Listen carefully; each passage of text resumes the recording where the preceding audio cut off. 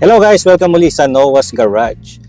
Sa video ito pag-uusapan natin kung ano ba yung 5 bagay na dapat ninyong gawin kapag natapos nyo ng bayaran ang inyong sasakyan.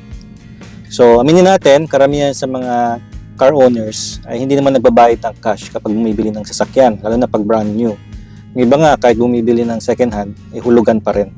So karamihan sa atin ay hulugan pag bumibili ng sasakyan.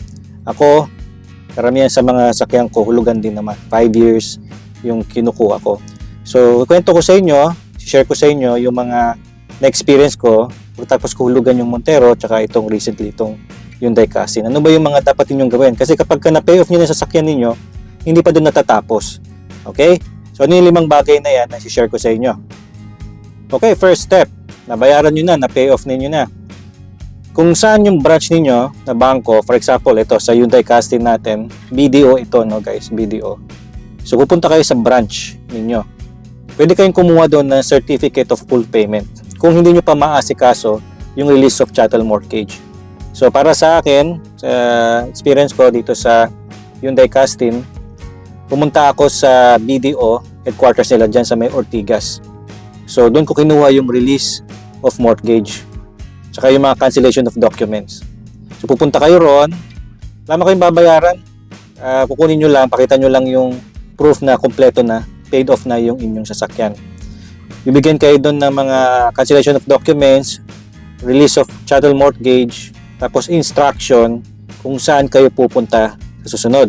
Next, So importante ito guys, kasi kapag na-pay off nyo na yung sasakyan nyo, hindi pa doon natatapos. Sa system ng LTO at ng BDO o ng bangko, nakapangalan pa yan sa bangko. No? Kaya maganda na ma-release nyo yung chattel mortgage sa bangko ninyo mismo. Yun sa Montero ko before, PS Bank naman siya. No?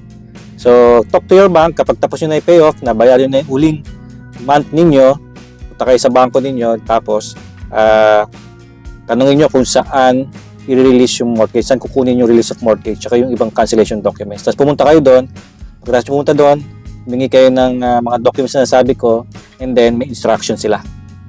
Okay, second step guys, punta kayo sa Registry of Deeds. Sa case ko, taga-QC ako, ang Registry of Deeds ay dito sa LRA, sa may East Avenue. So yung mga documents na binigay ng bangko, mga release of chattel mortgage, etc., ibigay nyo lang doon sa Registry of Deeds.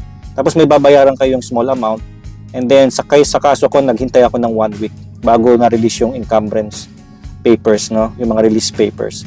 So yung ibibigay nila after a week na mga papers, dun tayo ngayon sa part 3. Okay, step 3 guys, pupunta kayo ngayon sa LTO. So take note lang na hindi basta-basta LTO, baka pumunta kayo sa pinaka nearest LTO ninyo, hindi. Ang magsasabi niyan yung bangko ninyo. So sa bank ninyo, tatanungin nyo kung saang LTO nakaregister yung inyong sasakyan. Sa kaso ko dito sa Hyundai Cassin, sa Pateros pa, sa LTO Extension Office. Napakalayo, QC ako, sa Pateros ko pa kinuha. Wala akong magagawa, doon nila ni-register.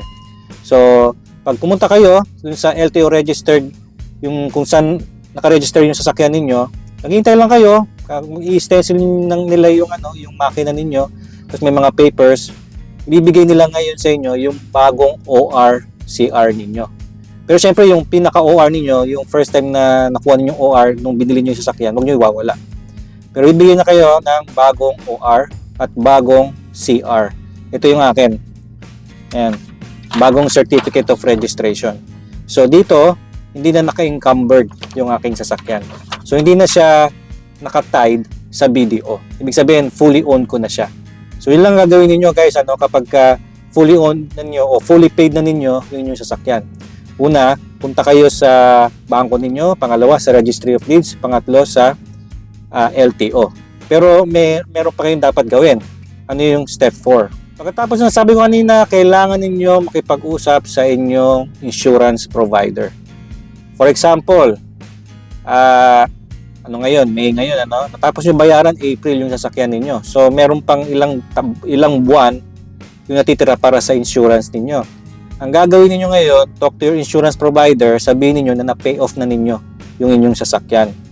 At kapag ginawa nyo yan, pakita nyo doon sa insurance provider ninyo yung proof na nabayaran nyo na yung sasakyan ninyo. Ang gagawin ng insurance provider, tatanggalin niya yung care of doon sa inyong premium. Kasi kapag ka nabangga kayo, na kay BDO pa yan o anong bangko man kayo nagbabayad.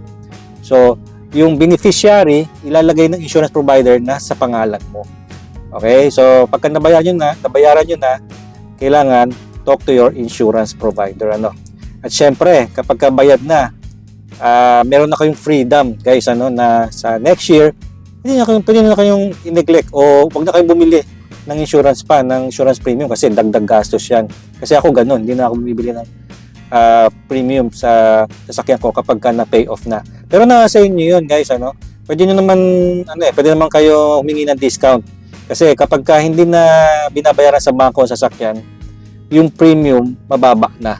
So, mas may peace of mind kasi, di ba, pagka insured yung ating sasakyan. So, nasa inyo yun. So, yun yung step 4. Ano ba yung pinaka the best na gagawin niyo kapag na-pay off ninyo? Dito tayo sa pinakauli sa step 5. Okay, step 5. Guys, pagtatapos ninyong bayaran ng inyong sasakyan, kailangan ninyong i-save yung inyong monthly amortization na binabayaran. For example, nagbabayad kayo ng 20,000 naman sa inyong sasakyan, 30,000 naman, o 40,000 naman. At tatapos nyo ng bayaran yun, kakahingan na kayo ng maluwag. So, yung pera na yon, i-save ninyo, for emergency repair fund ng inyong sasakyan or emergency fund sa pamilya ninyo, hindi ba? Kapag meron na kayong extra money na bulk na money na ganon, magagamit nyo siya sa maraming paraan.